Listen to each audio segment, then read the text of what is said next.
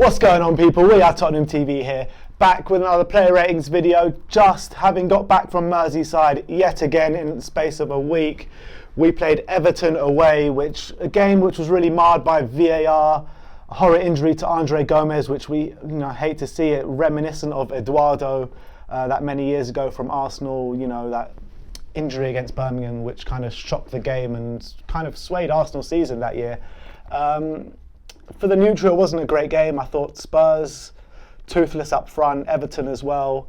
They probably had the better chances of the night, but I felt that we kind of controlled it from the middle of the park, but it was a game that was just lacking in confidence, lacking in pride, lacking in footballing ability. It wasn't a great game. I thought the first half was very boring. It kind of sprung into life in that second half, but still just flattered to kind of get any rhythm going. But let's get straight into the player rating, starting with Paulo Gazzaniga. We gave him a 6. Really, really quiet night for Gazzaniga.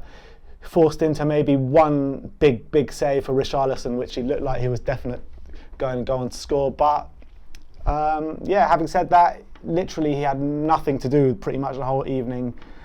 Everton were kind of toothless up front. We were toothless up front, and he had nothing really. He couldn't do anything about the goal kind of going in the last minute, so we'll let Gazza off for that one. But yeah, just a standard performance from Gazza with not much to do. Moving on to Serge Aurier, we gave him a 6. I felt that he got up and down really well on the right hand side. He was getting into really good positions on that right hand side and nearly scored with a cross that looked like it was kind of creeping behind Jordan Pickford, but it wasn't to be, kind of reminiscent of his first goal for Tottenham, where it was on the same pitch actually, where a cross just kind of floated in at the back post, but wasn't to be. I think a lot of people have been digging out Serge Aurier, me included, for like clumsy challenges and what have you, but it wasn't to be last night, and yeah, it's kind of competent display from Serge without anything going too wrong. That brings us on to Toby Alderweireld. We gave him a 6. Like I said with Gazza, didn't have much to do, but he was the kind of stalwart in the back, very strong.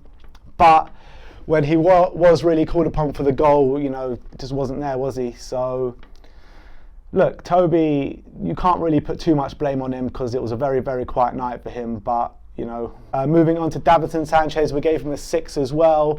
Kind of a shaky start that he grew into. I thought he bullied Richarlison at times, but there was that one moment in the last kind of kick of the game when they just levelled it. He kind of slipped on the ball, and that really could have ended badly for him. Luckily, Richarlison slipped and nothing came of it, but that really, really could have ended badly for him, and then he would have gone down to about a 3 if that would have gone in.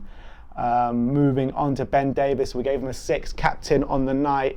I felt that, he got down the left-hand side quite well, but his passing and his end product kind of let him down. But on a defensive note, that there was nothing for the defence to do. It was really, really tame for the defence. And like I've said multiple times in this video already, the Tottenham attack and Everton attack literally did nothing the whole game. So for the neutral, it was probably kind of boring.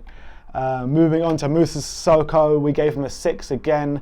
I thought he put in a decent shift in the centre midfield, not the kind of commanding performances we've seen in previous weeks. I think at Anfield he had a much more commanding performance, but having said that, I think he did all right. He kept running, he kept things ticking along, but nothing too much of note for Moussa Sissoko, which brings us off to Tanguy Ndombele. We gave him a 7. I thought he was our best player on the night, kind of some really, really silky touches, some nice touches getting past the players in the Everton midfield. And in the first half, he was really good, and you can notice he was probably a par above the rest. But in the second half, as we've said about Tanguy Ndombele, he kind of tires. And this is becoming a bit of a problem with Tanguy. I think he just needs to get to grips with the Premier League, and I think he'll be all right. But for now, he's tiring way too quickly in games. And that moves us on to Christian Eriksen. We gave him a 3. Oh, what more can I say about Christian Eriksen? He is so sloppy. I just don't get what he's doing at the moment. Every time he gets the ball, he loses it. He does his running for the team, fair enough, but he is just so shocking on the ball. It's unbelievable. I don't understand what Poch sees in him and how he still keeps seeing minutes in this Premier League season. If I was Pochettino, I would just strip him, put him in the reserves and not see him again this season until he bucks up his ideas. It's just plain as simple as that. But that's enough on him because I just don't want to speak about him anymore. Moving on to Dele Alli, we gave him a 6. Didn't have too much impact in the final third. I thought, like I said, our attack was toothless and he was down to him and Eriksen really. He did grow into the game as it went on, got that goal, which we know about Ali, he can be quiet throughout the game but pop up with these moments, and he did that and scored the goal which put us 1-0 up. Unfortunately, we didn't win the game, but he gets the goal and he gets credit for it, which moves us on to Heung-min Son. We gave him a 6. Probably a bit of a quiet night for Heung-min Son. He was trying, he was always like taking on the defender and trying to make things happen, but the Everton defence kind of stood strong. He wasn't helped with the kind of balls into him from Ali and Eriksen, which were wayward more yes than not. But look, he was involved in the Andre Gomez injury, which he shouldn't have been sent off for, let's be honest. The referee shows him a yellow card and then shows him a red card because of the severity of the injury, which is a disgrace in my opinion. When have you ever seen that in the Premier League? If you show a yellow card, you stick with it. Unless VAR turns back and says, that should have been a sending off, but it didn't. The only reason he gave the red card was because of the severity of the injury. And about Sonny, he didn't mean to injure the player. It was completely no intent whatsoever. And yeah, it was a foul, but it was no chance a red card, no intent there whatsoever. You got a feel for Sonny, and I hope the red card's going to be rescinded because we can't have him out for 3 games for that as well. Absolute joke. But yeah, just seeing him after that, he was absolutely in tears. He was a mess. Pochettino commended Seamus Coleman for coming and speak to him after the game and consoling him, so credit to him on that. But just a quick word on Andre Gomez, we wish him all the best, and it's just horrible to see any professional or anyone get an injury like that. And yeah, we just wish him a speedy recovery and hope he gets back to full fitness quick. Which moves us on to Lucas Moura. We gave him a 5. Everyone calls for Lucas Moura to start and how he doesn't get so much game time. Well, these are the games why he doesn't get so much game time. He's just very quiet. These are the games when when Harry Kane is out, you need players like Lucas Moura to step up, and he just didn't do that. He didn't take on his man enough, and when he did take on his man, he just didn't do much, to be honest. He huffed and puffed and just didn't blow that house down, and we just need more commanding performances from Lucas Moura if he's going to, live up to the expectations of that Champions League semi-final. It's just very little of note to talk about with Lucas Moura. But yeah, it is what it is. I think, going on to Pochettino, I think he set up the team right, barring Eriksen. I don't understand how he keeps persisting with Eriksen. Just doesn't make sense to me. But I think the setup was right. Personnel, apart from Eriksen, was probably right. Maybe you could have called for Foyth to play instead of Aurier, but Aurier didn't do too much wrong in this game, so can't really dig him out for that.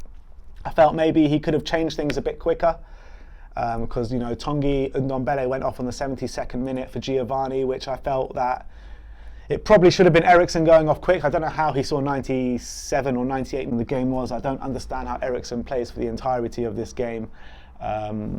But look, Tanguy Ndombele probably did have to go off because he was tiring, but I would have taken off Eriksen just before that.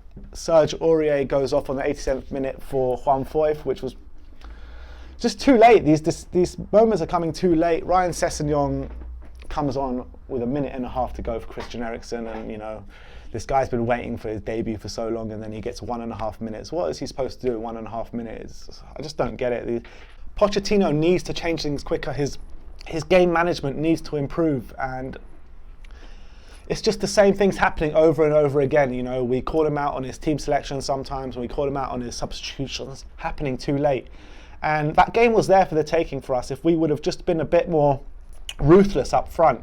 And it's just so shocking to see. We haven't won an away game since January, and we were so close to winning yet again.